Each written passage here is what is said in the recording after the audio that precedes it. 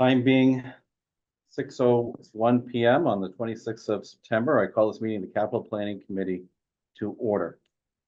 Let's begin with a roll call vote. Heath, aye. Wayne, aye. Michael, Chris, I. aye. Okay, on to announcements.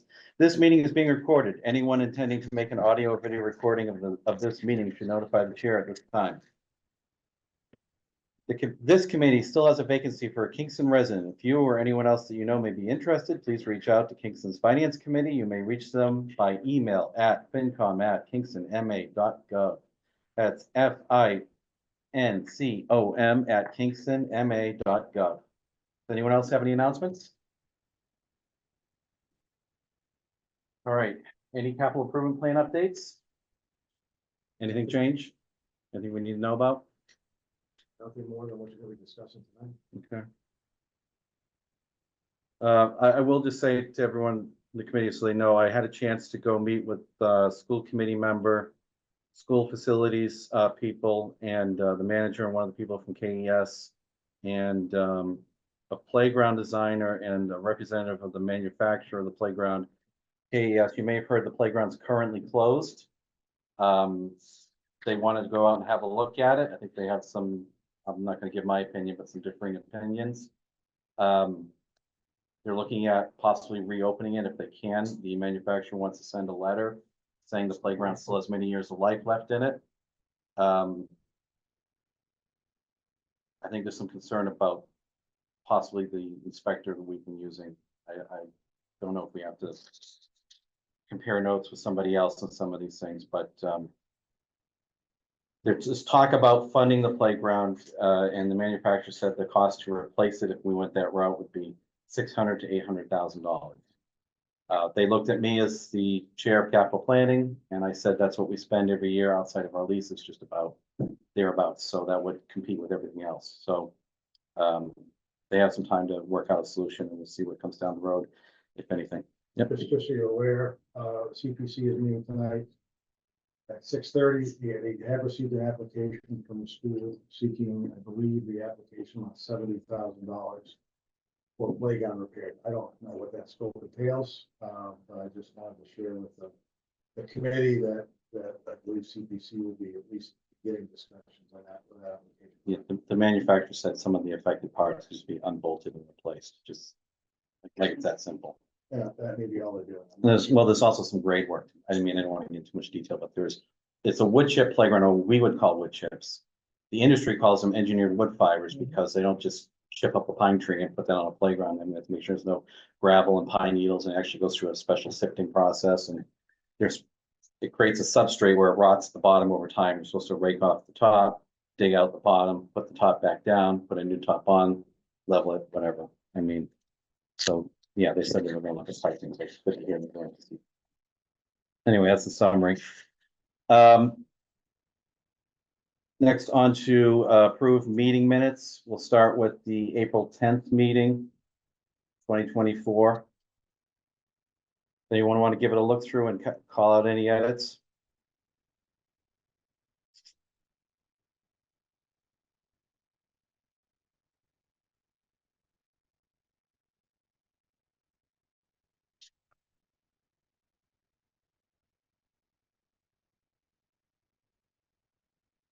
This was the meeting when we reconsidered the Reed Tennis Court rehabilitation project.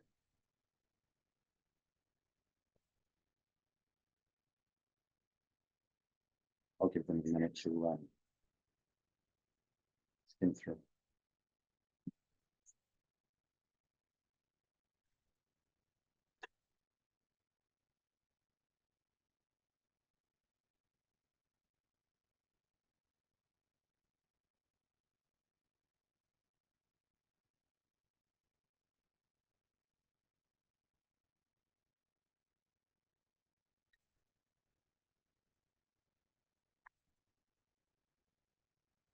April 10th looks good to me. Not one edit, Michael? You can go hunting for one if you want. Oh, that's fine. Christopher? No objections here. I'll make a motion to approve. Hold on a second. Wayne? Okay, so we're gonna say that, Chris made the motion. I'll second it. I thought Michael seconded it. I'll get it. Okay, all those in favor? Heath, aye. Wayne, I. Chris, aye. Michael, I, Chris, you say aye? Yes, I did. All right, thank you. All right, on to the July 10th meeting.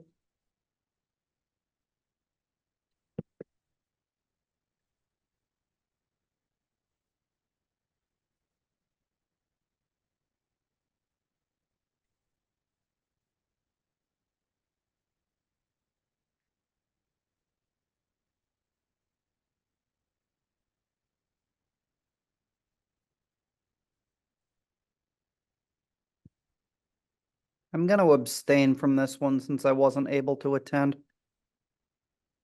It's fine. You can still read it if you like. They look good to me. Chris? No objections. All right, can I get a motion? I'll move that we accept the meeting of 7:10 minutes. I will second. All those in favor, Heath, aye. Wayne, I. Chris, aye. Michael Michael abstain, abstain, right? yes. Yep. All right, on to the waterfront and harbor. What have you got for us, Tom? Yes, that's me, huh? All right, I put together a 5-year plan, and went over it yesterday with Brian. We'll look at it, bigger print. Maybe Okay, let's just- easier today. I don't know if the remote fellows have the details, so we'll have to call out anything critical. Okay. Thank you. Sure. Oh, good, I got a big enough file on my own. All right, last year, I put together this 5-year plan, and I included 2024 just to show what we have done and what we're trying to move forward. 'Cause we had the ramp and parking lot replacement. That job is complete in the spring, and we also, this spring, and updated, the docks on the A side, which is the right side if you're facing the water. We replaced 12 dock sections. So all the wooden sections over there are gone, and replaced with all aluminum. So there'll be no update, maintenance or anything going forward. So that cost was $120,000, so it's about $10,000 per section. In 2025, next spring, there are 6 sections at the end of the B dock, which is where the fireboat is, the harbor master keeps his boat. There are sections down there that just piece together. They flop. I'm one of the people that actually did not know that a couple of years ago. And when it flopped in October, when we were taking them apart, I went up the river and had to get pulled out. So they're they're not in good shape whatsoever. The constant repairs, some don't have floats under them, which is why they flop. And we're trying to stabilize everything and replace everything. So that is what we plan to do next spring. 6 sections will be done. At a cost of $60,000, and that would be with waterways funding as well.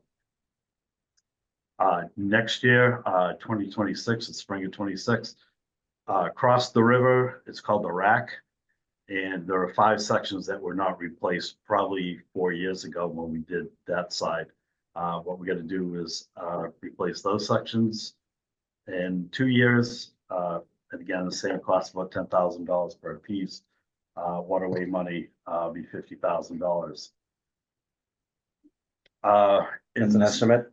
Yeah, exactly. They're estimates at this point, based on history of the 120,000 for 12. And did you say you expect that'll be paid out of the waterways? Correct. Yeah. So I put that in their own little column that it's gonna be waterways funding. I see, yeah. And that'll also be in 5 sections in 26. What's SEC funding? Is that, Yep, SEC, this Seaport Economic Council. that's a grant? Yep, it's a Okay. grant money. So I put down here, could we get a grant? So yes, so part of the ramp replacement, we did get grant money. We got $344,000 from the state. Um, the expenditures for the wooden sections being replaced, there is no grant money, it's not infrastructure, it's just normal routine. When you say the wooden, is the rack wooden? A part of it, so if you're looking across, the first 5 sections are wood. And then a couple of years ago, Mark, you might remember 5 or 4 years ago, there was a little microburst down there and it picked up the whole rack system and carried it up the river, up to the mouth of the river. So that was all twisted aluminum and whatnot, and we just plain replaced all those. What kind of wood did they use? Is it pressure treated or like tropical hardwood or? No, it's pressure treated, but it's old and they're constantly lifting up Boeing and the guys are down there constantly screwing them back in. So Yeah, at the start of every season, they overhaul them. even during the season, Yeah. Okay. yeah, they gotta get down and get the ones that became loose during the year. And the benefit of the aluminum is, aside from the fact that depending how it's made, it can be floated. It floats and you don't have And, maintenance. and if you use the right aluminum, it's not corrosive. Correct. Yep, we've been using the same aluminum across the river and all the new sections. And they that we've done. extrude that with like non-skid surfaces. Yeah, there's like a groove in there, so there is not skid, exactly. Okay. So that's what we're going in spring of 25 and 26. Also in the spring of 25, we'd like to get some engineering money. And we would write, or I would write a grant for that money. We got to estimate that the cost of engineering in the 3 sections of that we would like to address. The harbor master office and the wharf is one. Number 2 is a little seawall. And it's not like your big concrete one, but you know, if you go around the coast and in Duxbury, those nice seawalls putting in with the big rocks, we want to secure the marsh that's there Mm, in front of the B rack or the B docks. And I think we're gonna try to do them over the A as well, so that any nor'easter storm, which comes right up the river, that seawall would be taking the brunt of the force and not hitting the marsh and doing further damage that's being done up there. I suppose conservation likes that. They do, yeah, we've been working pretty closely with conservation, and they do like the idea. And the last thing is, we don't know if we can do it or not, is to put dock pilings. So the pilings right into the river, apparently underneath the river, there's all ledge and slate and whatnot. We don't even know if we can drill into there, but an engineer could tell us somehow now if we can do it or not. Yeah. Some people have said no over the years, some people say yes, but an engineer can tell us if we could do that going forward. So we're looking to get $48,000. And again, 38,400 would be paid with SEC funding if we can get that, or the Seaport Economic Funding. And Waterways funding would pay $9,600 for that. And if that works, then that rolls out the segments of the project, which would be funding to be determined. To be determined, exactly. Yep, based on what the engineers say we can and can't do. And would they design this so that if funding was a problem, we could parse it out over a period of time where if we didn't get a grant one year, we wouldn't be struggling the next year, you know, in waiting Exactly. for it? Yeah, so we could address the harbor master office right now. I don't know if anybody went down there. The water came right up to the base of not the base, but right up to the footings that are there now for the harbor master's office. That's probably only 2 feet off the ground right now. Yeah. And during the nor'easter, the water will go right up into right to the base of the harbor master's office. And that right now is really infested with carpenter ants, and it's just really. It's only a matter of time now. It's a matter of time. So I have pictures. I only have a couple of them here, packages I put together, just of last week's storm. Okay. Just, so that's, if you're looking at it, that's the new parking area. That is 2 feet above the current grade of the road that's there. We'd like to raise all that up. So that's the original asphalt. That is And the original. it doesn't overtake the concrete quite yet, does it? No, so that it's still right to the asphalt, so we get 2 feet to work with there. The wharf was rehabbed 10 years ago. Very stable, looks to the engineer that was on site last year. He said all the footings, everything looks good. And we would like to just raise that up, 2 feet, get rid of the How asphalt. would, what would they think about doing? How would they raise it by, pouring cement Just or? build, cement exactly right on top of that. Okay, So all the weight would be right there. And those pilings that are there now, so you see the gray, if we go back. Right, is this picture? Nope, nope, sorry. this one here, second page. Yeah. So right, now the water's right to the base. I've seen storms where the water has gone over the pilings. Or right to where the gray is, so we'd like to raise that up 2 feet, which would make it right about to the top of the gray sections on top of the pilings. And then the pilings would be just raised up. We're not gonna replace them or anything like that. So structurally, the wharf is sound, we just need to raise that up. And with the new harbor master office, that would go on new pilings, and it will raise it up Yeah. to FEMA 16 requirements, I think it's called. CPC is meeting tonight to have a public hearing about what the public wants them to do with their spending. You've got a representative right over there. Carl, are you a fan of the harbor? I'll plead the That only applies to crimes, just so you know. The rest of the time, you don't have to say anything. Well, the nice thing is we do not spend all the CPC funding that we did get. We were able to return some money back. So, That's good. he may change his mind. Yeah, okay, so this is definitely, if nothing else, a good way to get our feet wet over what's to come. Because we'll probably be looking at this over the next couple of years, I would guess. Yeah, yeah. Pun It's just intended there. placement of docks right now, and if we can get the grant, then we'll see what we can do. And you're gonna go for a manufactured building or try to get some construction volunteer labor help down there? And once you get your footing set, I think we'd go with a prefab building and just have it dropped right on the top. every other carpenter, electrician, and plumber I know has a boat. But you can get them out there for a bunch of weekends. and Well, stuff, we'll need to something like you know, put them on the pilings too. Yeah. so. Yeah. So we don't know what we can do yet, but again, it's coming down the road and we need to kind of address some of the things that are happening down there. Well, we lost a member who will be out, but I don't know if we need his vote necessarily. Are there any other questions about the harbor projects? The one we're really looking at tonight is a vote that would show where we stand on the waterways article for the $60,000 from their own fund for the replacing the wooden docks in the B section. Does anybody else have any questions? All right, with that, I'll make a motion. I'm going to move favorable action to replace the Section B docks, Town Harbor, in the amount of $60,000 with waterways funding. I'll second that motion.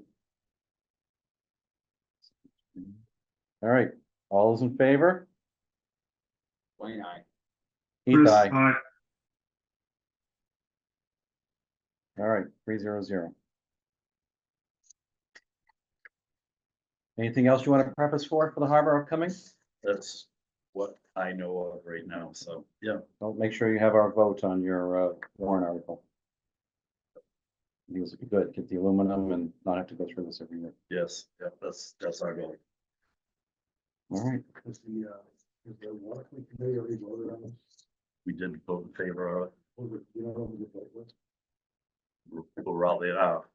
4 or 5, it was only 4 of us. 4-0, yeah. spending committees are always unanimous, right, Carl? Being self-funded out of the waterways fund, they'll always get my vote. I thought he was going for the 5th again. He's knows opening what up to because say. I gave money back. All right, so we'll move on. You're welcome to stay if you like, but you don't What's have to. going around the town. All right. No, no, Don't worry, by the second presentation, I'll be out of here. well, that's why we're saving the fire engines at the end, just to keep us going.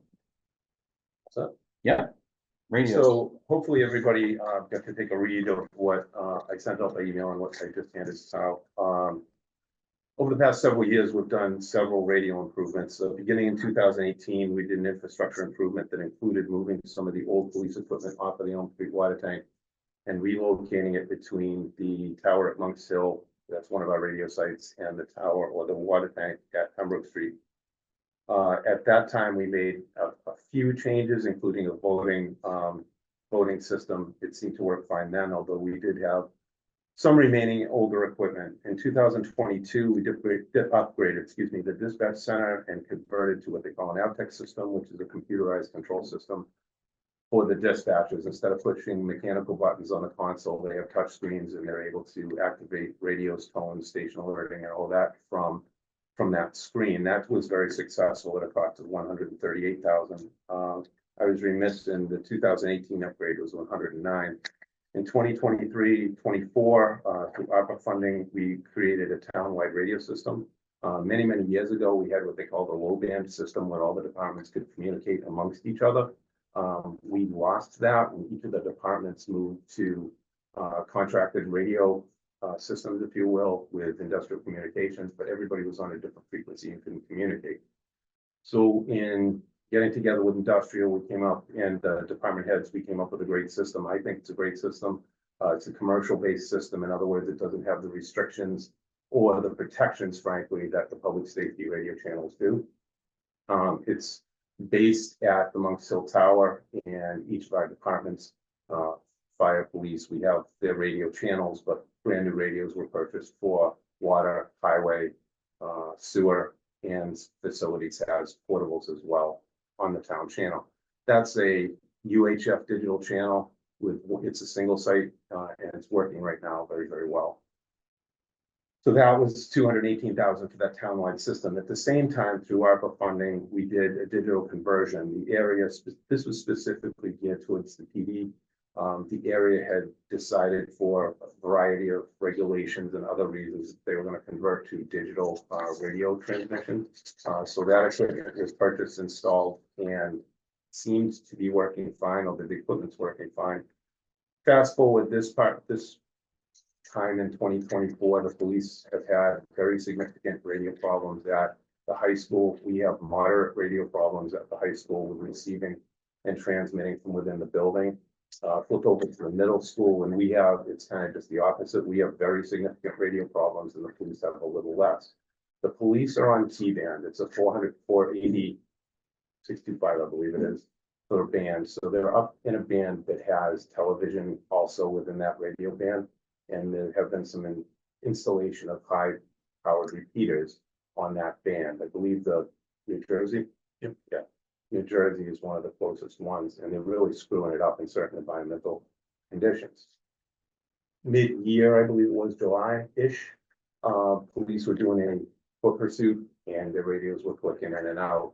That is a result of T-band, the issues with T-band, as well as solar flaring. That is, I think it's on a 6 to 12 year Affecting cycle. the propagation. Yeah.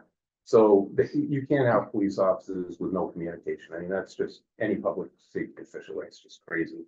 So what we did is, well, what we're going to do is we have two, fire has two frequencies. They're both on the 460 band, and those are off of T-band. So we're going to give the police one. We'll take their T-band channel as our channel 2.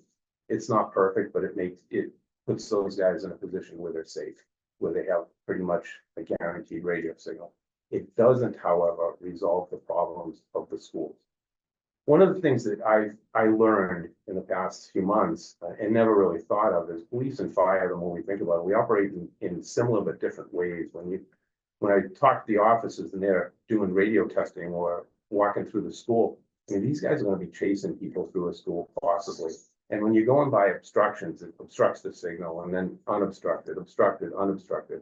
Between that and the fact that that T-band that they're on is just god awful, it's a safety issue. And then firefighters tend to stop or be operating in a still position when we use our radio. So it may establish a little better signal, but not terribly so.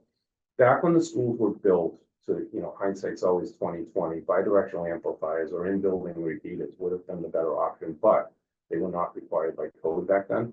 Bidirectional Yeah, amplifier. BDAs, so they weren't obviously installed.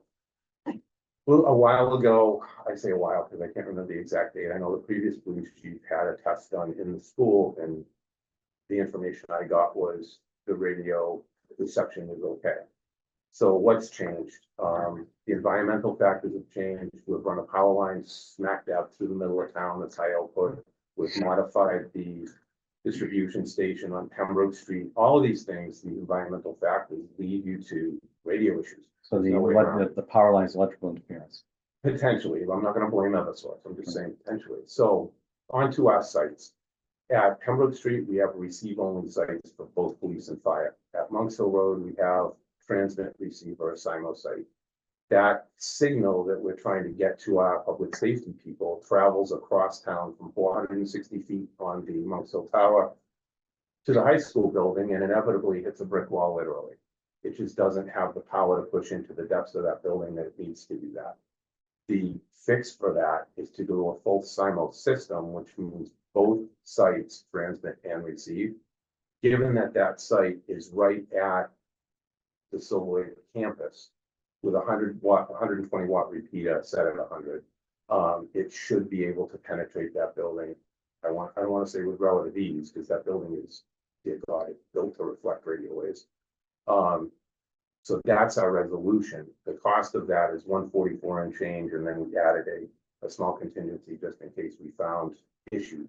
That replaces the last of the Gen 1 Motorola repeaters, which were like the Cadillac at the time, but you know, 10 to 15 years later, they no longer are. And those repeaters aren't capable of handling a SIMO site. So that's our proposal in front of you, is to make those changes to accommodate or improve the radio reception and transmission within those schools. So I can imagine one of the worst case scenarios, an active shooter in the building. Police enter on multiple sides, they have no radio contact. Friendly fire or something like that, or somebody outside trying to radio in saying, we think the suspect, whatever you follow in that situation, is here or there, and they can't hear that. It's like no brainer to me. I don't have any problem with using ARPA funds for that, that's for sure. So I'm not trying to stick a wrench in things, I know, well, I don't know, both of you guys spoke to the treasurer, I know Chief Holmes has. I got an email this afternoon from the deputy treasurer of the county. What they were initially saying was they were giving communities until September 30th to commit all of the ARPA funds that they had been provided, and committing if it was expended, you know, just sign contract. With the expectation, I think, of sometime shortly after that, the county is going to be able to determine what, if any, surplus ARPA funds are available, and make a decision, however they make those decisions on the communities that have requested additional funds. I got an email, I think it was mentioned this afternoon, saying they pushed that September 30th back to October 20th. And my concern is, I don't know how they're gonna be able to, and I just, frankly, like Eric, late this afternoon, I didn't get a chance to call the county treasurer. I just wanna make sure that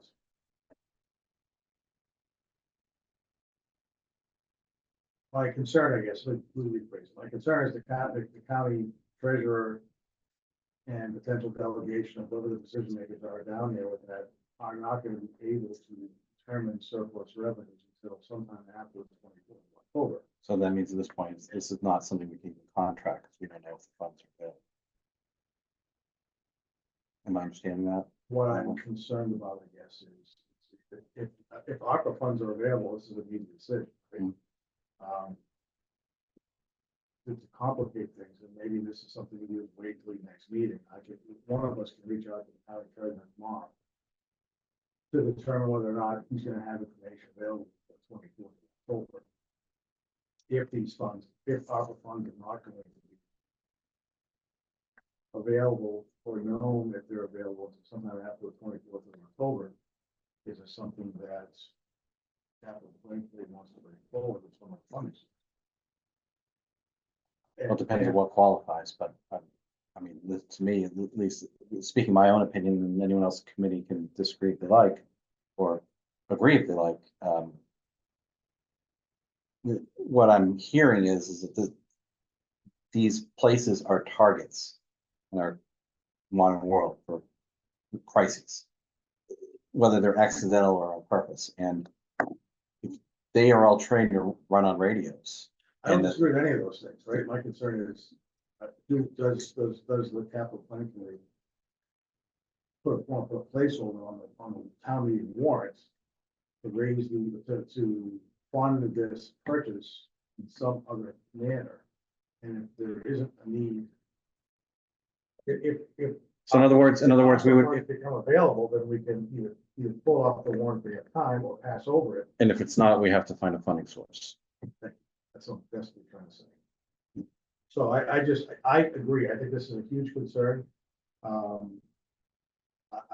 think the expectation a week ago was we would know sometime in early October if there was going to be ARPA funding available for any of these projects. And now the impression, I don't know how they can, if they could, I don't know how they can tell the town of Kingston we have X number of dollars. Because what they've asked for, they said, submit a request for additional up to 10% of what we received as part of our ARPA funding, which is $250,000. So we've done that.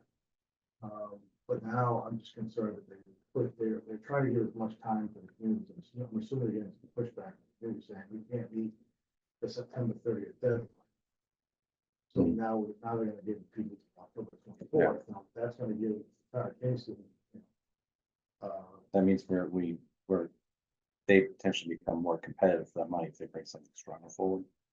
Is that why? I mean, what I'm concerned about is I don't want to rely on ARPA funds and have the ARPA funds not be available and not be able to deal with this at the fall meeting. That's my concern. In my opinion, this is an extension of level services.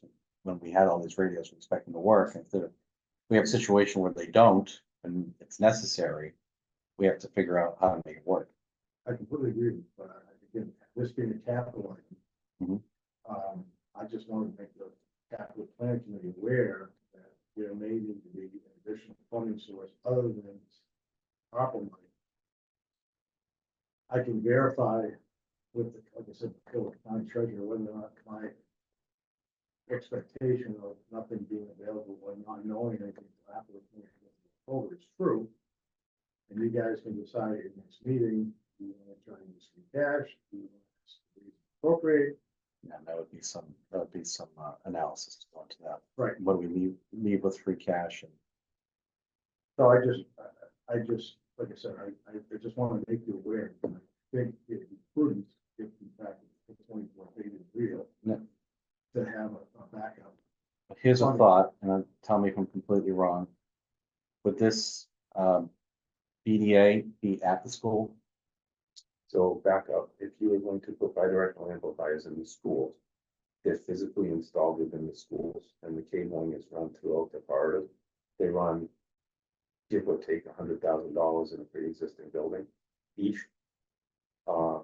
And they're good for that building only. Whereas when you do or make a change like this or do an improvement like this, you're going to assign those site that would affect other buildings, including say Wingate.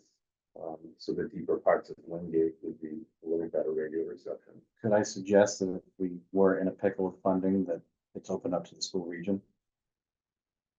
Now, the region, just remember. I know this is- Kingston's going to be the this first is our- responder, but it's Well, this is our regional system. building. This is our system. It's not there's nothing on these towers that's regional. And I would. And prefer their to keep- responders I would be on our would system. Prefer to keep regional things out of our radio system. Okay. You know how well they do with the schools.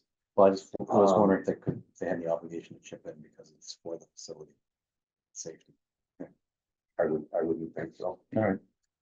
Should they have BDAs in the building? Sure.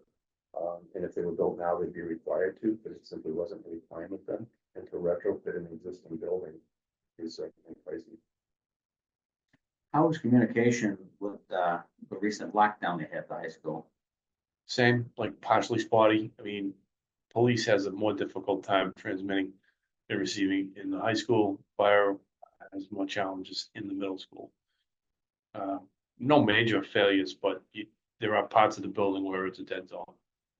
Well, I would think that if we had to raise an appropriate, people are concerned about the kids at school. I think it's kind of a no-brainer would fly through.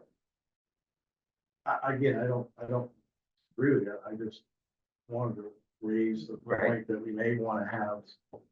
We may want to have two options available to us, and if we can, if the ARPA money comes through before town meeting, then like I said, we just pass over it or pull off the warrant.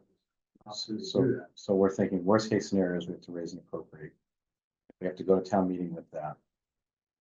There's pushback. We have people who represent the emergency services, capital planning committee would be presenting that article if it was any, other than ARPA.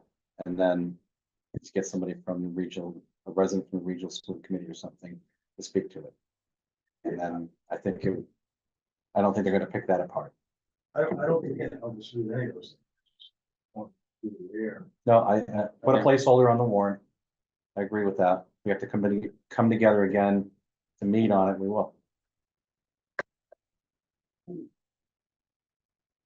Now, that would have to have its own warrant and would, I guess if the funding source is different than engine 3, would have to be publicly handled separate, right? I'm sorry, I was. Would have its own article? Or would it lump in with engine 3 if another funding source is different? If you had, if you could do it the way. I think there needs to be a decision made on how you're gonna fund the fire. Assuming you're running the fire. Some sort of lease. And probably. Separate article. If it's cash. This is gonna be some sort of cash. You put it down the same. Okay. Anything else on the radios that we need to cover? Have any questions, Chris?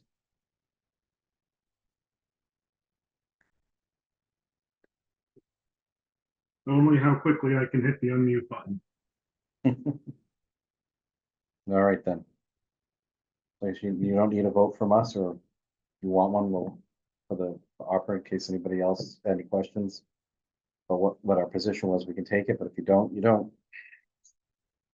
You do need a vote from them, yeah. For ARPA? Yeah. I think the board would like, the board of selectmen would like to see whether or not capital planning is supportive of the request. Okay. I'll make a motion then. I move that the capital planning committee supports favorable action, ARPA funding, and the amount of $159,148 for the purpose of in-building repeaters or BDAs for the schools. I'll second that. All right, all those in favor, Heath, aye. Wayne, I. Chris, aye.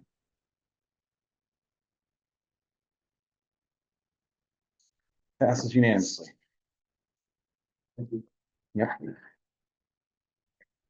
Okay, anything else pertaining that will cross over with police? All right, now, I did meet with Tom.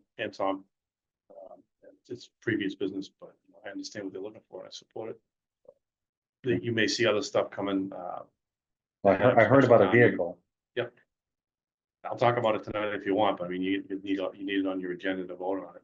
But we have, well, no, not to vote. We have Yep, police and fire listed. I mean, if you're not, if you want to provide more materials and weight, we could potentially do that, but if you want to just go right now. The short version is really that the selectmen received a package, an extensive package for funding requests for a whole bunch of things on the police department. On page 3 of that document, you saw some capital items. When I met with the treasurer, based on what qualifies for ARPA funding, county treasurer that is, he indicated that one of the capital items was a Chevy Tahoe or an emotional support dog funded through the district attorney. Would be something that would qualify in essence $73,000, and an enclosed trailer for all the community outreach stuff that we do. Also as a emergency vehicle for the deployment of wood horses, traffic cones, all those kind of things. But more than anything else to support events like National Night Out. If we grow the department to have a child passenger safety unit, for car seat checkpoints and things of that nature. The treasurer indicated that other item of $12,000 would be something that he would support. When I had my conversation with him, I qualified it as saying that I know that the town is gonna be seeking funding for the radio, to the tune of $160,000. And, Keith was aware that I was going to meet him, and I said, I'm not sure what else is in the chute as far as things that the town administrator or the town may need. So, and he said, okay, notwithstanding, he said, Keith has access to the portal. If he and the board are on board, and this is something that they want, this is something that Apple would fund. Okay, well, the trailer, if they didn't, would fall under the equipment article, it wouldn't rise Yep. to the level of capital. Yep. Tahoe, on the other hand, would. Why does the dog need a special vehicle? When you get, well, part of that is funded by the district attorney's program. The district attorney pays for the dog, pays for, the equipment in there to keep the dog safe, the storage of the, the food, the training items and all that kind of stuff. So there's like small drawers and storage units. Do they have ventilation like the canine unit vehicle? Yes, but I'm told that the DA funds all that ancillary equipment. You don't want, I mean, you have a heat alarm that you put in there so the dog is safe. Any responsible handler would never park in the sun without leaving the window open a few cracks, in the summertime anyways, but the heat alarm, it's a fail safe. But the DA's program funds that, and the DA's program funds, at least until funds dry up, call outs, meaning overtime. The officer goes out for events like the one that happened in Pembroke, with that tragic event. It was about 8 emotional support dogs that went to the vigil for that young girl. So, What was the, it was a kid that was tragically killed in Duxbury.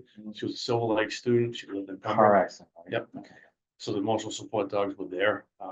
Myself and one of the department members went as a show of support. Some school staff were there, and the dogs were there. So, yeah, you need all that stuff really for the safety of the dog. And is the dog dedicated to one police officer, or they just anyone take the vehicle and the dog and go? No, one police officer. So they only go for the dog when there's an incident they need. In other words, they're not on patrol with the dogs. No, the dog goes everywhere with Oh, them. yeah. So, you'd be picking from an active duty patrol officer, maybe assigned other duties, like the trend is to take, we have, one full-time SRO at the high school and 2 part-timers or 3 part-timers. That interchange between the middle, the elementary and the intermediate. So one of those officers likely to be the So- candidate person. Yeah, I'm a little confused. Would this Tahoe serve as also like dual purpose dog and patrol vehicle? In other words, they could be doing traffic duty or something like that from that, Everything except for prisoner transport. because the dog's in there. I mean, they make canine cruisers that have a cube. Yeah. I've seen the cube. I've sat in the cube just to test it out to see what it's like. I didn't get locked up or anything. And it triggered some claustrophobia. It's not, I would not want to see a prisoner transported. No, there could be some issues pre-existing the claustrophobia. Something about straws and canvas backs. that All right, so I was concerned we'd be adding a vehicle that sounds like it potentially would just be replacing eventually one of the ones that would go away. No, I don't believe so. It'd be additional. Since you brought it up, the challenge with the vehicles is we're upwards of like 20 months waiting for the Ford hybrids.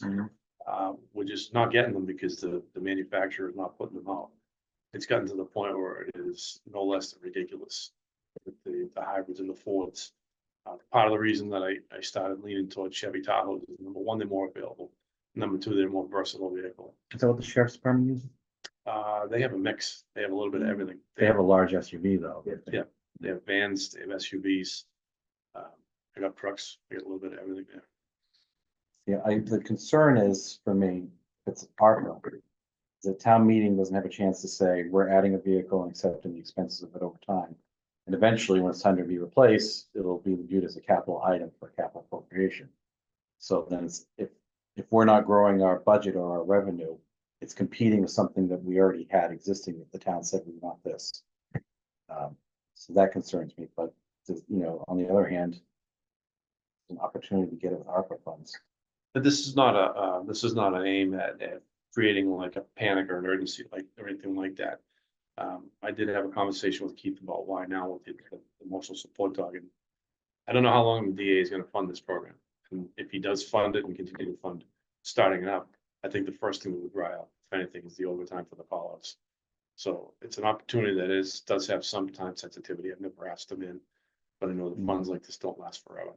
And so the dog would live with the officer who's it's dedicated to. Yes. Is that, you already know who that is and they get special training to go with that? Is this just my personal curiosity? No, I mean, it'd be open under the CBA, we'd have to open it up to people to apply. I have a handful of people I know that are interested in it, that would fit the bill. Questions that I have to ask. Do you live alone? Do you have a fenced in yard? Do you have a spouse, partner, significant other that's gonna accept the dog into the house? Because these things matter later on down the road Mhm. about the longevity of the program. Is there a training stipend for the officer? Yes. Yeah. Not training, no, the regular care and feeding, they would get that. Oh, Like, okay. like Sergeant Lenatra gets that. Yeah. Nationally established precedent in the Garcia case, they would get that. I thought they had a training stipend, they have to train the dogs. No, I don't think so. The training academy, like the guy who is doing the vending, is a former dog handler for Boston County Sheriff's Department, a couple others, but he's the guy that I would go with, and he has the dogs ready to go. The training is 2 weeks. If the handler needs more time than that, which sometimes happens, he would incorporate that into, the training program for that officer. Does anybody else have any questions? I'm a little mixed on this one, but do you need a vote? I think it would help to have one, should you'd be getting ahead of the kind of being before the selectmen. So it would be helpful. Okay, does anyone want to make a motion?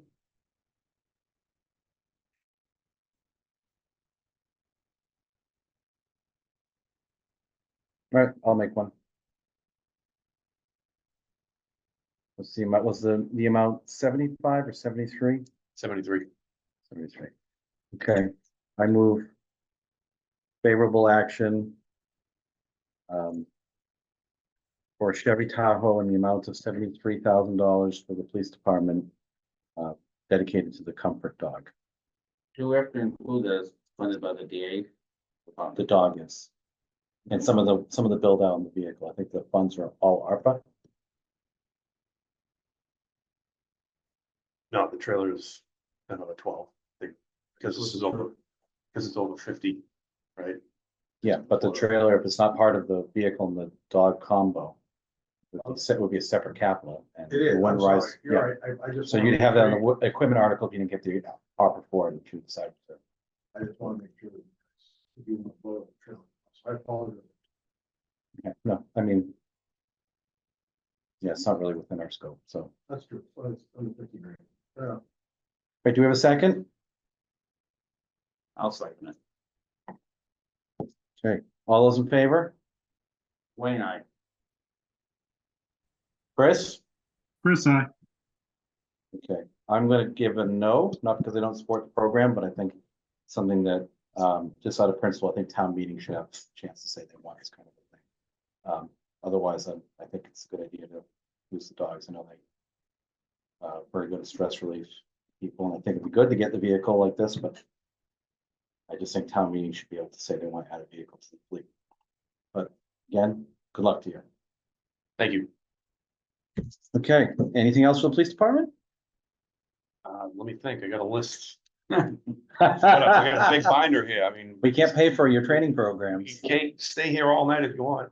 No, I think that's the one that's the most time sensitive. Thank Okay, you. all right, so. Anything? You were saying I'm something, sorry, okay, I said too much. daily setting. Okay, well, Michael's not back yet, are you, Mike? No? Yes, we may want to repeat a few things later if we have to, but I'll just move this along. Let's move on to fire department. Okay, hopefully everybody has a copy of, what I sent over. I have some printouts if you need to borrow. Okay. I got another copy of it. We've got the drawings. Okay. No, wait a minute. There you go. Oh, yeah, that's right. Thank you. Yeah, you certainly don't need to say if you don't want to. You all. This is for Wayne as well. Yeah, that's, you could probably 10 more alleys. Yep. So the primary reason I'm bringing this forward is financial. Mhm. The prices of this is a scheduled replacement, will be scheduled 27, 28 right in that area. To replace the 2003 or to move the 2003 or the 2004, depending on which one was in worse condition, to a different position within the fleet. So the NFPA is now pushing, and I disagree wholeheartedly, but the NFPA is pushing very hard for 10-year replacements, that run a 10-year frontline and then push it back. I think in our environment, in other words, in the suburban or urban environment, that's an unreasonable expectation given the price and the condition of the apparatus in general. So I, in my own mind at least, and what I typically publish on the I was gonna say CFP, excuse me, is a 25-year replacement plan depending on conditions. So anywhere between 20 and 25 is reasonable. The prices, as you can see on this documentation, have skyrocketed. The truck we bought in 2022 that we approved in May of 22 and contracted then is essentially the identical to this. Everything from the pump panel or pump module forward is exact identical. The rear body is identical with the exception of the tank size has grown to 1,000 instead of 750. And there's a little different configuration on the hose bed because of that tank size. We had to raise the hose bed a little so the hard suctions went out to the coffin compartments, we call them, over the regular side compartments. Those are the only really two changes, with the exception of the upgraded motor that's going to be required by the feds. It's the change from the L9 to the X10 Commons. And that added a significant cost, but this went from $770 roughly $1,000 in 2022 to $1,082,000 as of a week ago. The financial information that I included a lease quote, which is I believe 5.44%, along with some various options, if you will, for funding the vehicle. The most interesting I found, because this is something that I had all of a sudden thought of, don't want to give myself too much credit, was what, instead of taking a prepayment discount, which we've commonly done on apparatus of large amounts of money or expensive apparatus, which in this case would have been around $38,000. What if we kept the money, because the production time is now 1,100 days, give or take 3 years. If we kept the money and invested it, how would we make out? So Ken Mullally, you can see in the email, it differs a little because that just came to me today. It differs a little bit from what I had put on the sheet. So if we kept the money, invested the 400,000, the 800,000, the 680,000 that was potentially come from free cash, your net interest would be $102,000 over that 3-year period. So you'd basically be paying cash on delivery, but you would have held on to your money and gained significantly more than you would have taking a prepayment discount. In addition to that, on that sheet is information, pretty much runs the gamut of lease, cash up front. There's 4 or 5 options that you can take a look at. One of the numerous on that sheet is bonding, and that's not typically done for a purchase of this size. It's not financially feasible to do so. The manufacturers are, on the financial side, the manufacturers are estimating between a 4.5 and a 10% increase in apparatus costs annually. So one of the reasons I was hoping to do this fall is to beat the at least 4.5% price increase this January. And obviously subsequent increases. If they're going to do 6-month increases, we would be even tight at town meeting in May to beat a second increase over the year. And if you were at 10% increase, you're up $108,000. So that was my primary reason for bringing this forward. Now, I don't want to pretend in any way that this is an emergency. It is not. We're spending a ton of money because we're waiting for a new engine, so we're maintaining the fleet that we have. It just, you know, what it is, you're waiting 20+ weeks for parts. The engine free is got several parts now. One of them is 20 weeks out. It just is what it is, but the primary reason I brought this forward now instead of spring is because of the upcoming price increases. Now, we just go back to the truck for a minute, some questions of curiosity. And then maybe back to the financing. Try to look into, I don't, you know, to those of us who just see these things going by, they're a big mystery. How they work and what they have on them. Just some So questions. I'll run it through the front. It's quicker if I do this, frankly. Okay. If you look at the front bumper, you'll see a pre-connected hose line.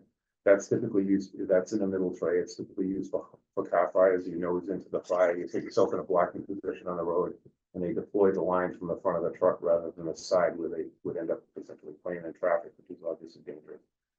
Next to that is what we call a soft suction or front suction line on an elbow. That's used very similarly when you establish water supplies. It allows the truck to get off the road a little further. You stop a distance in front of the hydrant. You deploy your line from that front suction, or we call it front suction, but front intake to the steam connection on the hydrant. You make that connection. It's a 5-inch rather than a 4-inch hose, which is our typical supply line. So you get a better water flow out of the steam on the hydrant. That goes into the front bumper, then through a pipe that runs down the frame rail, enters into the pump suction side. So that's the configuration of the front bumper. The cab is the cab. It has 4 seats, an EMS compartment, and then this one, on these two, we added a raised roof at no cost because the dealer absolutely refused to put a flat roof on this truck because he said it looked stupid with the raised body. So my response was, at that price, you can pay for it. He said, fine. So, you know, they win on our side. That's the only reason for the raised roof. Was aesthetics, and that was certainly fine with us. If you look on the driver's side, as you move down the side of the truck, you'll see a couple plugs. One's for air, one's for power. These trucks are typically on battery chargers, or always on battery chargers, and they have an air inlet as well. If they develop an air leak and you discover that only when you're going to respond to an emergency, you can quickly plug air in, refill the tanks, and you're able to go within seconds rather than start the truck and let the compressor build power or build air. Moving back to the pump panel, it's pretty complex panel. Anything 3-inch or larger has a hand wheel or an electric valve that opens the gate. That's for safety reasons. Various numbers of handles and valves and switches and so forth. I won't bother you with that. As you move down the side of the truck on the L1, which is typically the pump operator's compartment, it has shelving, the switching panel for the generator. It's just circuit breakers for the generator because we, you know, obviously one time needs to have circuit breakers and GFIs, whether it's a home or whether it's an apparatus.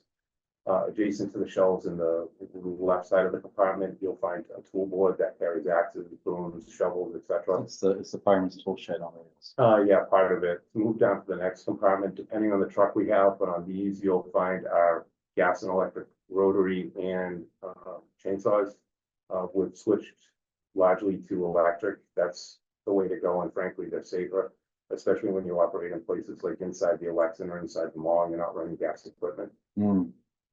So next compartment will be your rescue jacks and associated stabilization equipment. That's what is in all of the trucks. These two will be all but identical, with the exception of the jaws. Your stabilization equipment will be in there. Jump over to the right side. Obviously, the right side of the cab is duplicate of the left, with the exception of the plugs and the air inlet. Go back to the pump panel. It's a much different panel on the other side. It's a remote panel. It only has intakes and discharges, one is the intake relief valve. Above it, on obviously both sides, is your pre-connects.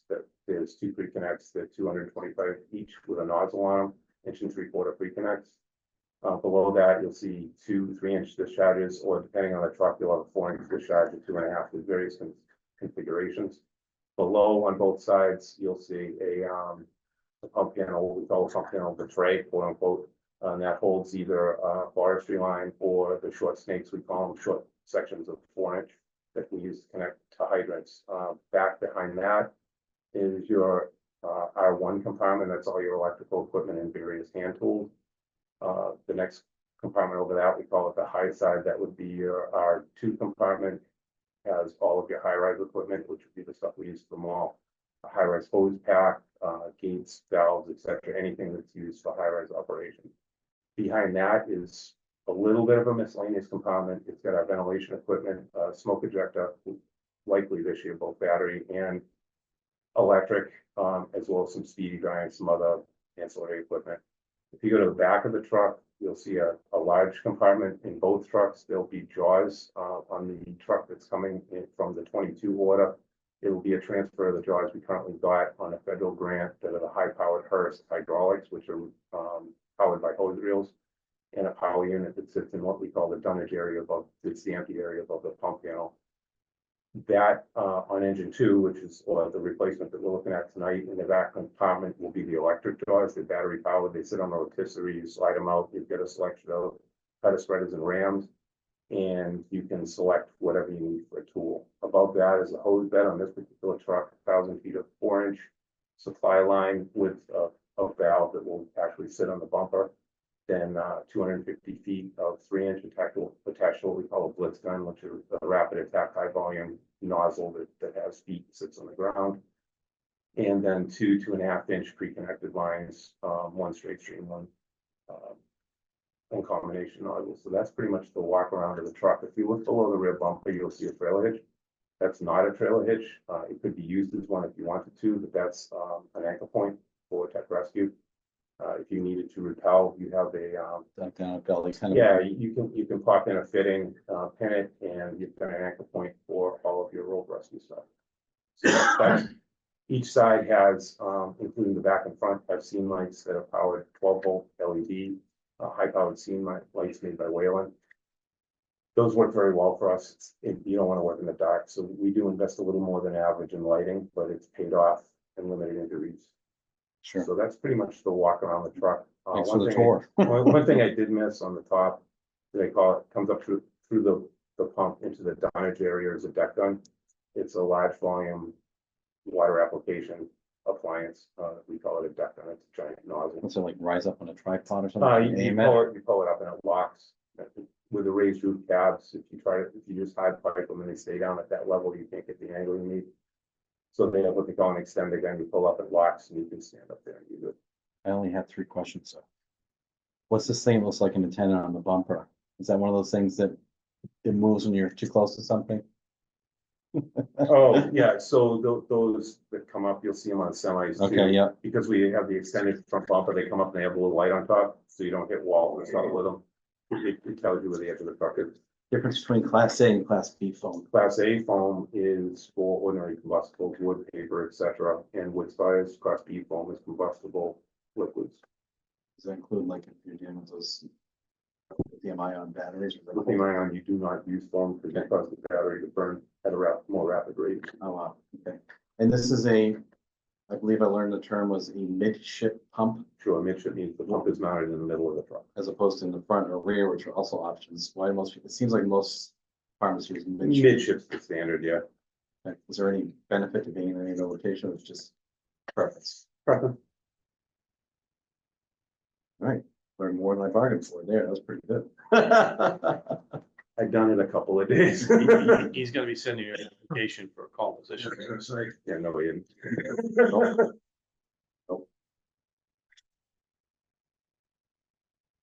All right. Does anyone have any questions about the truck?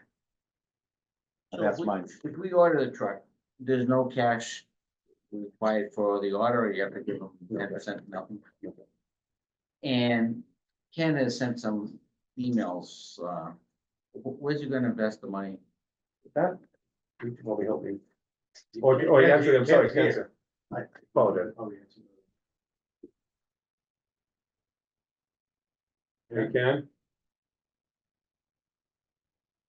Damn, I put him to sleep too. Oh, sweet. Mr. Treasurer, He asked. And what's the current status of our free cash? So, I'm glad you asked. Free cash was certified, about 2 weeks ago, I think it was. No, it's down, so maybe long, 2 weeks ago today. Free cash is 2.5 million. Better than I thought. That's higher than I thought it was gonna be. But we left town meeting with what, 1.2, 1.02 million, something like that. Finance committee wanted 1.5, but we bought all those trucks. Right. Or moved to fund all those trucks. So, you know, Mark and I had a couple of conversations, if I could. Absolutely. Obviously, the most fiscally prudent thing to do is take 600 grand of free cash. Cash. It just leaves you with $1.8 million for all your other capital things. Which in the spring. It may include this fall radios. So, All right, I'd well, like to try to run try to run a couple of numbers. If you don't, I don't think this is a surprise, Mark, I think we talked about it, I'm a little bit uncomfortable, right, as we sit here tonight. Saying let's just pay, let's just pay, I agree with what the chief is suggesting, we have $400,000 that was given to the town by the developer who built the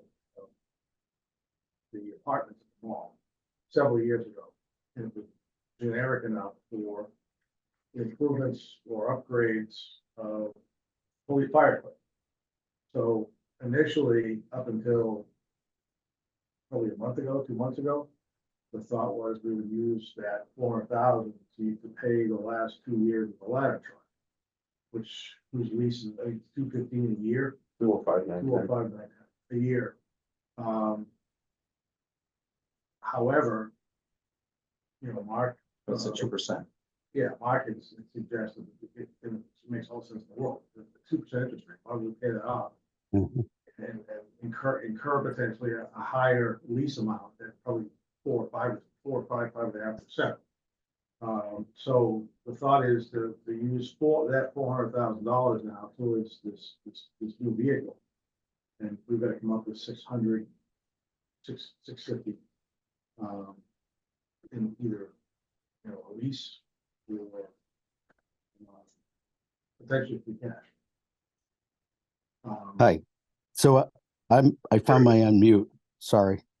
The question was, where would that money be invested? It would be a T-bill or Can you speak up a little bit, Ken? Sorry. you got me? Yeah, I just need to speak up a little bit if you could. All right.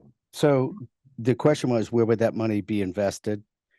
And the answer is in a treasury note or some type of, you know, very secure treasury. Over 3 years, it seems like a decent benefit to the town.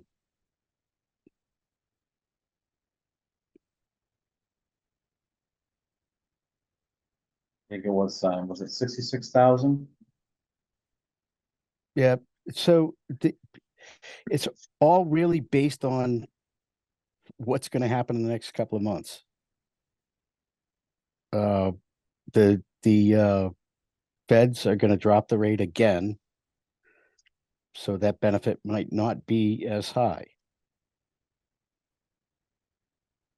But there's still, so, and I'm assuming that even if the rates drop again, the delta between the interest we've earned by investing this money over 3 years, I think is enough to still have it be a more prudent thing. If you can do it, is pay cash. Right. That's right. It's still a benefit to the town if we invest the money and pay at the end. The only issue I'm saying is that it now potentially, unless you accrue a lot more free cash, it's gonna put fiscal year 26 capital plan, some items potentially in jeopardy. It will. I mean, So- we're not gonna, this free cash is that's the amount of money we have for you. Yeah. So, that's my concern, frankly, is, you know, I have $1.8 million left in there's $1.8 million left in free cash. As you mentioned earlier, he's the FinCom likes between $1 million and $1.5 million to remain. So we've got, you know, between 500,000, 300,000 and 800,000. So if I'm interpreting this correctly, before we even pay our leases, we have two $35,000 and a $38,000 request from the school, and two of them I'm not sure are actually capital, or at least one of them's. So, the leases come out of the capital statement. No, I know, but we also have a transfer of free cash for the balance. Because the meals tax is 450,000, and we tend to pay, what, 700 in leases? We have been able to, not have to transfer any free cash to the capital. And the meals tax revenue go up? It's just, there's a period of time that I want to verify, I just want to run these numbers one last time, but there's fiscal 2029, as we stand here today. And I just want to check, engine 3 is what you're looking to replace, right? Yeah. Right, I pretty mean, much. that's what this is, that's. Basically, yeah. So I had plugged in engine 3, starting a payment fiscal 27 of 115,000, that, for a lease. Now that may change, right? And then an ambulance 3, I think that's still a reasonable. I know we talked about it last week. We've gone back and forth. Right, so I've got, so there's some deficits in our capital stabilization accounts in fiscal 29, 30, and 31 that would go away, frankly, if we paid cash for the engine. Yes. and- That being said, you're gonna have significantly fewer funds to I think, use at our Springtown meeting for capital items. so my point, the point I was trying to make was, I don't think we've seen what everything the school wants for capital, because they haven't fully evaluated their building envelope study. However, we did already spend the 331,000 on a 10-wheeler for the highway department that was budgeted for. You did, and I backed that up. So, okay, you back that up. Then, Well, I think, so, and that's, I just want to just double check what I got, but I looked at, I ran this analysis last year for the Springtown meeting, and with some assumptions, a couple, were dump trucks, streets and parks, so I backed out. I didn't back out this engine because I frankly wasn't positive. I wanted to verify with the chief that this engine is the engine that we're talking about. Yeah. Buying. Yeah, that's the one we're And selling. if I back that out, then we should have a positive cash flow in the capital stabilization account. So you could, so there wouldn't be a need to transfer any monies to help supplement the meals tax, right? But like I said, you're gonna have, you know, between what is it, $800,000 to spend in the spring. I agree with you. I don't think the school has. their project could rise to the level where it has to be a bond if they don't break it out. No question. We just don't know, and I can't plan for what they haven't told us. Exactly. So, and in all honesty, I mean, like there is every year, as much as we'd like to plan, there are gonna be new items that come forward that you guys are gonna have to, you know, potentially consider, like these radios.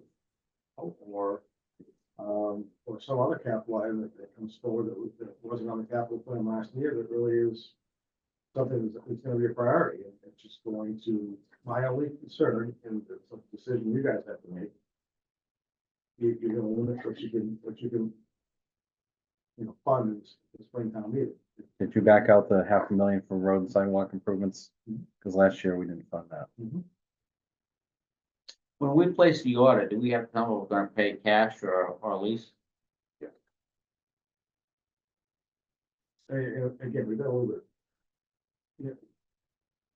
You've got final votes in a couple of weeks, I assume, for, you know, capital stuff, and the vote on everything so far. I think we're ready, so move on. Are you suggesting we take a breather and vote the engine in an upcoming post on the meeting?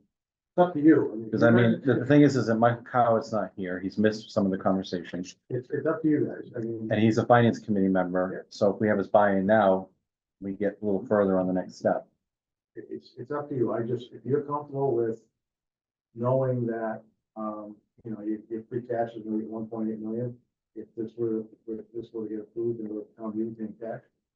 And you're willing to be a little more frugal if it's springtime in England, that's what you do. It's just, you're not gonna have a complete picture on your capital items until 3 months, 2 or 3 months.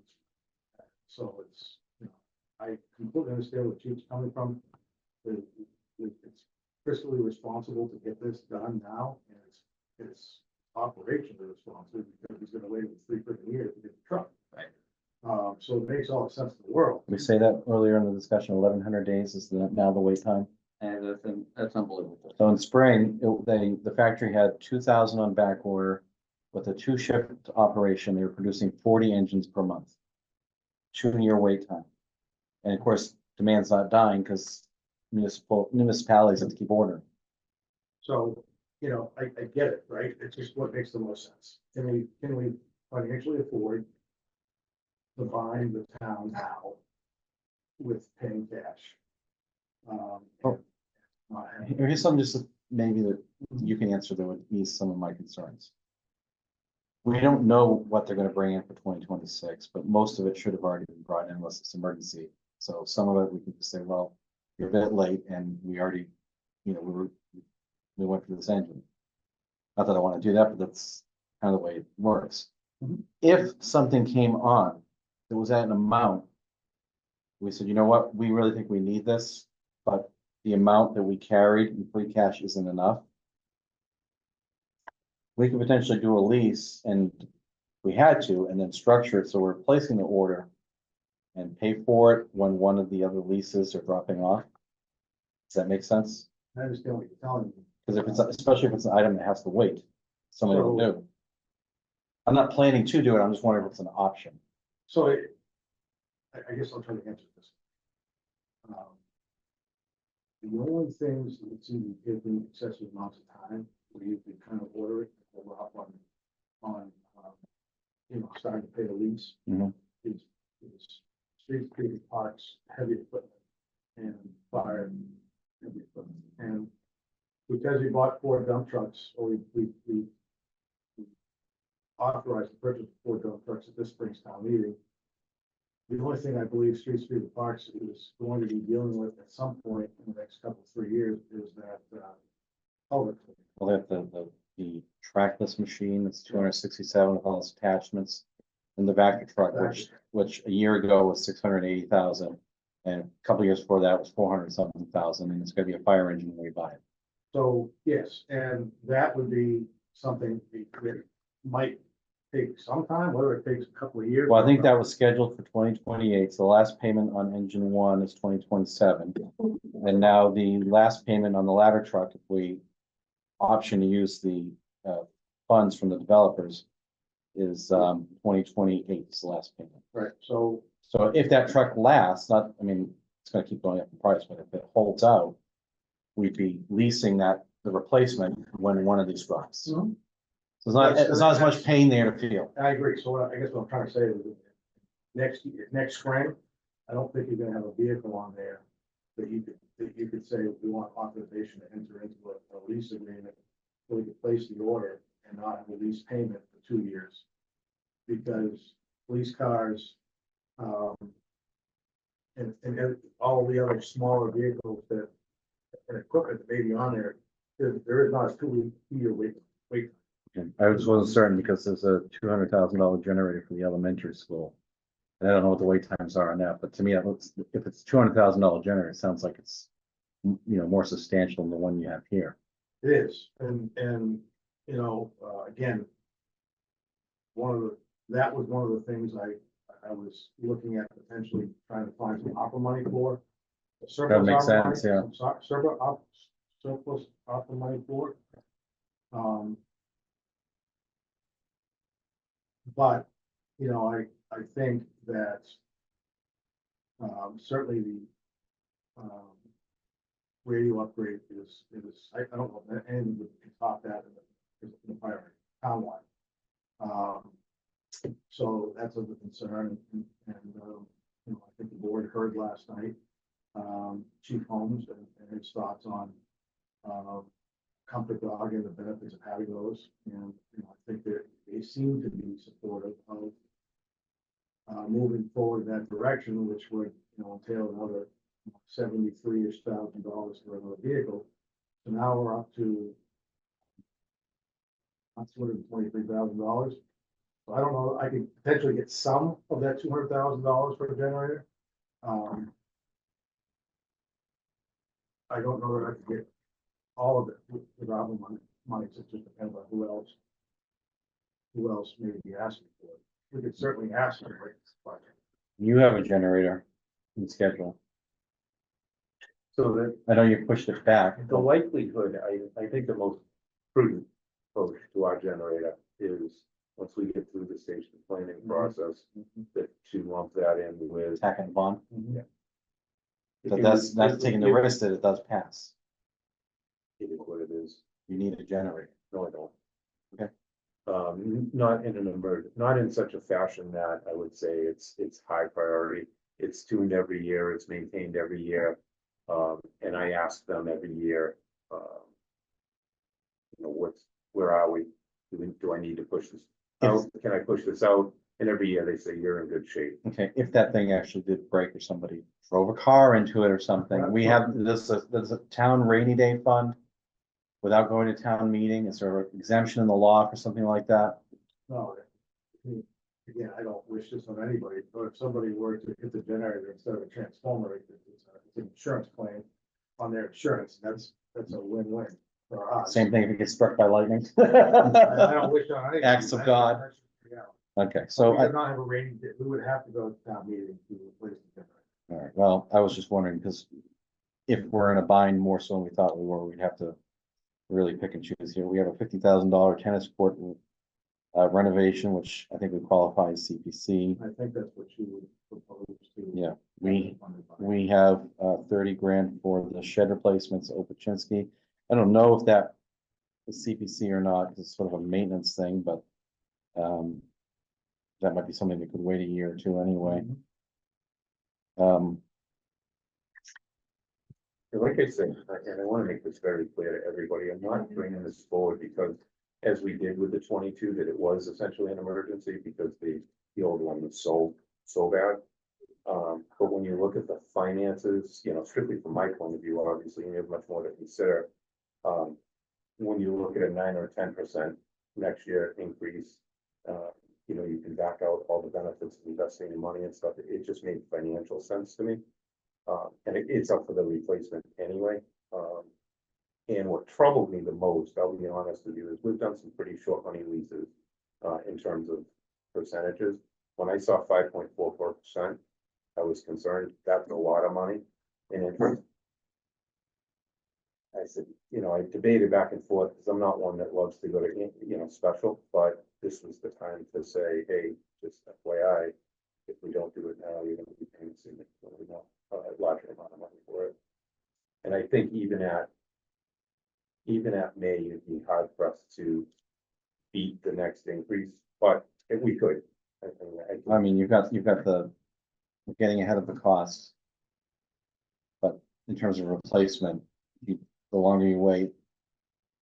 If we had ordered this maybe months ago, you'd have a 2-year wait instead of a 3. Now you're basically around a 3. If we wait 6-7 months, whatever it is, the town meeting, spring, who knows what they'll tell you then. It's the same situation that was. I know. It's the exact same situation, it's different department, different color. We just, if we could afford it back then. Yeah. I'm not suggesting you can't afford it now, it's gonna impact your spring capital, that's all. My opinion is I'm in favor of replacing it. I'm in favor of of course, the most financially prudent option. It sounds like using the cash but investing it in the meantime. There's a little risk that interest rates come down. I mean, we don't make as much as we thought we would, but I don't know if that's the case. Ken, I'm here. does a T-bill lock the percentage? Yes. Okay, so that's not a risk. So once you take it out, Well, yeah, it may, so I think what Ken's trying to say is between today and the day of the town meeting. Because the it's a rates bond. might be a the rates may fluctuation. drop. Yeah. Because it's a Right, we- bond, not a savings account. Right, once we lock in, we're good. You're good, okay. So Right, it's not subject to No. peaks No and valleys. fluctuation. And my only hesitation is I think that we're missing a member and this is a big decision. It affects next year's plan. It's not just something we're doing now and then moving on. And has FinCom talked about this yet? Or No, they would hear it from us. So I have to go before them. And it'd be good if our member, who's also a member of their committee, were here now to answer questions and show support if he does. show support. back and do it with Mike You have, you're going on vacation, right? next week. Yeah. Is that allowed? We have to wrap up by the 8th. Before the 8th, the selectmen are gonna vote the warrant. When you come back from vacation. I'm on vacation through next week, but tell me when the meeting is. So, and again, October 8th is when the warrant closes. And it will go to FinCom. FinCom, I think you probably, if you could do it early the week after he returns from vacation. Do it on the 8th, though, that's fine. I think The 8th of October? the 7th is a Monday. That's, I think, 'cause the eighth. Oh, so you do it on the 7th? Yeah, that's, I'm back on the Monday. All right, well, I had my phone on you know, stir. Michael had texted me. I didn't know his audio's not working, so he says he's off for the night. So maybe it just works out that we send him the recording, what we discussed thus far, come together and vote. I just think that if finance committee or selectmen have, you know, additional questions or whatever, it'd be better to have the full committee here. With him serving on finance committee, I think it helps. Plus I might want to mull over some of this a bit more. How's the options? How do you feel? A little bit more information would be helpful, but, Is there anything specifically you need? no, I mean, I'd like to know, and you don't have a crystal ball, so you know what the interest rate's gonna be. That's, So. and we don't know if the leasing rate's gonna drop in the next year or two. So, again. But that would be offset by the increase in the cost of vehicle. And if we do a lease, we better lock in November. Yeah, you lock in the lease rate. So you're not, doesn't When you matter order. what happens in a couple of years, you gotta lock in. You So, gotta tell the vendor, here's either $1 million check. Or you gotta give the vendor $1 million check one way or another, it's either gonna come, some of it from the town, some of it from the leasing company. Or it's all gonna come. my personal preference would be to pay the cash and, you know, just run a real tight ship with finances, for next year. Yeah, I just feel like I need to go through some of these numbers. And Right. figure out what could we provide to the town as a viable capital plan. The state of, hearing from the chief, the state of his, police chief, the state of his fleet is not in great condition either. So I'm not necessarily anxious or excited to pick off a police patrol vehicle to cover for this. And we're locking the hybrid, that there was a gasoline vehicle that he could pick up. We already Now. did, we already did. Oh, okay. I mean, so we talked about, respectfully, the chief and I talked about that probably a month or two ago, and I think you mentioned it a little bit earlier tonight, these hybrids are Just the, ridiculously delayed. right. Can't get them. And so we just moved to the gas because we have to have them and they're more available. Going to one dealership, so it's Ford is considering discontinuing because of the backlog. They just can't produce it fast. Yeah. Well, aren't they also going bankrupt or something? I hear something like that. Financial issues. Or the anti-battery vehicle guy, so I'm talking to me. Chris, what do you think so far? You want to meet on this again? Yeah, that'd probably make the most sense, given, our current attendance. I do want to make a decision as quick as possible due to the, the Can uncertainty. you speak up, around Chris? interest rates. We've got speaker issues tonight. Saying, yes, let's hold off on making a decision tonight, but make one as soon as possible. All right, so If anybody has any questions between now and the first, any specific questions that will help you make a decision, please let us know and we will work to do what we can to get that information.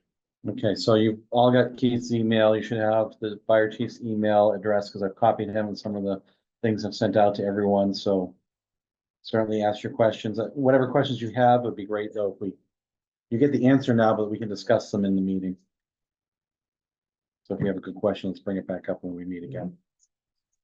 All right, so are we prepared to move on from the fire department requests? Anything else?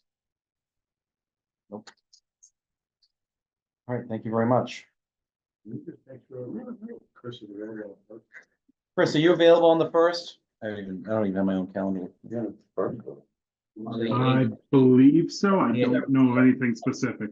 Sorry, Keith is saying the seventh. First is next Tuesday, right? All he needs to do is be able to call in. You think you can call in? Either should work. I'm back from vacation the seventh, that's easy, so I can be here in person. Yeah, I think that would be better. The seventh would be Mark, basically you want these back? the day before. Would finance committee vote that after the selectmen? So what has typically happened in the past, the board of selectmen closes the warrant.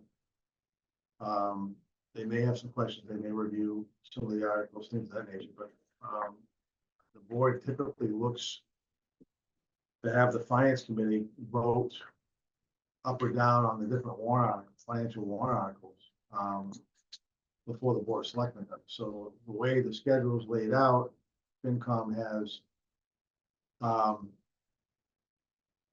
until the 21st of October to make a decision. The selectmen, the finance committee, which is a Monday, 21st of Monday night, October 22nd is a Tuesday night. If the selectmen and the finance committee needed to have a joint meeting to have some discussions and hash out any warrant articles that maybe they may not be in agreement on, they can do that on the 22nd, and then the warrant is posted on the 23rd. So, the chairman of the, I don't, do have a date, don't you, Carl, set up for? I have meetings set up for October 9th and 16th. So October 9th, if you make a decision on the 8th, Carl has this, the 9th, a little bit, maybe the 16th on, being able to discuss and make decisions. And we don't necessarily have to have the capital planning schedule. It's nice, but we tend to be willing to vote without it.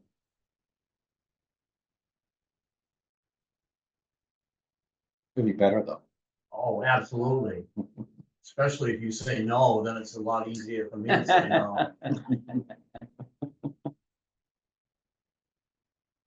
All right, well, I'm gonna move on to future meetings. So I guess on the, our next meeting potentially be the 7th, so the selectmen meet on the 8th to close the warrant. Special town meetings on the 19th, so save the date and be there. Anyone have anything for future meetings? Any agenda items you want added or anything else? Okay. I had this item for, I called it responsibilities, offering a reorganization. Since this is the second time we met since the election, it's tradition to have a reorganization next time you meet after the election on the agenda, but we didn't have a full committee last time. And as of now, we still don't have a full committee. So if anyone wants to make a motion to make any changes, I will hear it now. Not for me. You're doing a great job. Thank you. How about you, Chris? Would you rather be the chair or the vice chair? I'm fine. Yeah. Okay, thank you. We'll move on to, I put down annual report process. I've taken that on as the chair to write the annual report. We're supposed to, according to our bylaw, vote it. I think it's usually due in the second week of January. And when we're in our regular meeting routine, we probably only have one meeting by then. My plan this year was just to write a narrative of what we did for the prior year, instead of just putting the chart where we put what we voted, how much it cost, what our votes were, because I noticed that when you go through the report, the town already puts the same thing on another page. There's no value to the reader. So if everyone's fine with that, I would write it unless somebody else wants to be involved, and then bring it to the committee for a vote. Okay. Any members have any comments, questions, or concerns? Well, hearing none, I will say I went to the Mass Municipal Association's capital planning webinar. If I can get a link to it, I'll send it out to you guys. It was, very interesting. But the meeting's been long enough, so I won't give a summary right now. If I can get the link, that'll sum it up. If I can't, I'll just type up in an email what they said and send it to you. All right, with that, we only have one more thing left. I need a motion. Oh, I'll make the motion to adjourn. Second, okay. The time is 7:36. All those in favor of adjournment? Wayne, I. Chris, I. Heath, aye. Meeting's adjourned.